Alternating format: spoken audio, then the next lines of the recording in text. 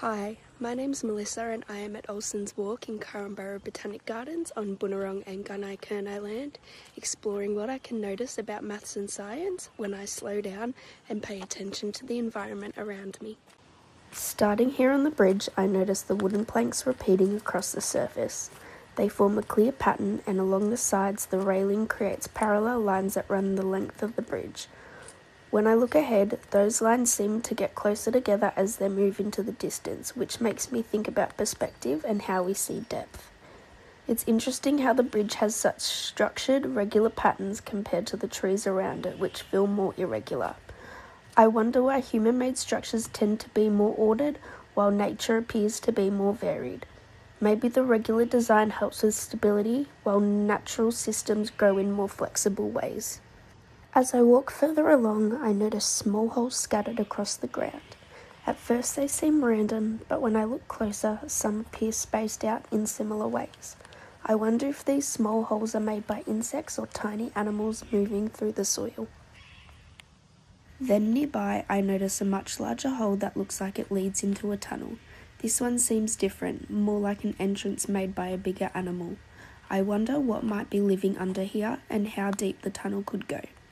The soil around it looks disturbed, which makes me think something has been digging and moving materials out of the ground. Maybe smaller holes are made by insects, while larger ones like this are created by animals that live underground. It shows how even small details can reveal how living things interact with their environment. As I keep walking, I notice this tree trunk and the bark looks very different from what I expected. Parts of it are peeling off in long strips, while others are rough and more solid.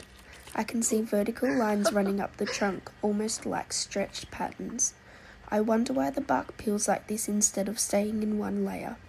Maybe the tree sheds its outer bark as it grows, or to protect itself from the environment. It makes me think about how patterns in nature aren't always perfectly even, but they're still there if you look closely. Looking down at the plants, I notice lots of different leaf shapes growing together in the same space. Some are rounded, others have sharper edges, and some look almost star-shaped. Even though they're different, I can still see similar vein patterns running through them, branching out from the centre. Then I notice a fern which has a very detailed repeating pattern where each small section looks like a smaller version of the whole leaf. That makes me think about patterns in math, especially how shapes can repeat at different scales. I also notice that some leaves have holes or are damaged, which makes me wonder if insects are feeding on them. Maybe different leaf shapes and structures help plants survive in different conditions, like getting enough light or protecting themselves. Looking closely at something small like this shows how much complexity there is in one area. As I move closer to the stream, I notice that the water behaves differently depending on where I look. At the top, the water is much more still and I can see reflections of the trees above, almost like a mirror.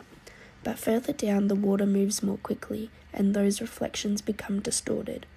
I wonder if the surface needs to stay still for the light to reflect clearly. I also notice different plants in the water, a bright green layer floating on the surface and dark plants growing underneath. I wonder why some plants float while others stay below. Maybe the floating ones need more sunlight while the others are adapted to grow underwater. I can also see rocks in the stream and the water moves around them instead of flowing straight. Maybe the rocks are changing the direction and the speed of the water as it moves. Being here has made me realise that learning doesn't just come from being told information. It can come from noticing, wondering and making connections.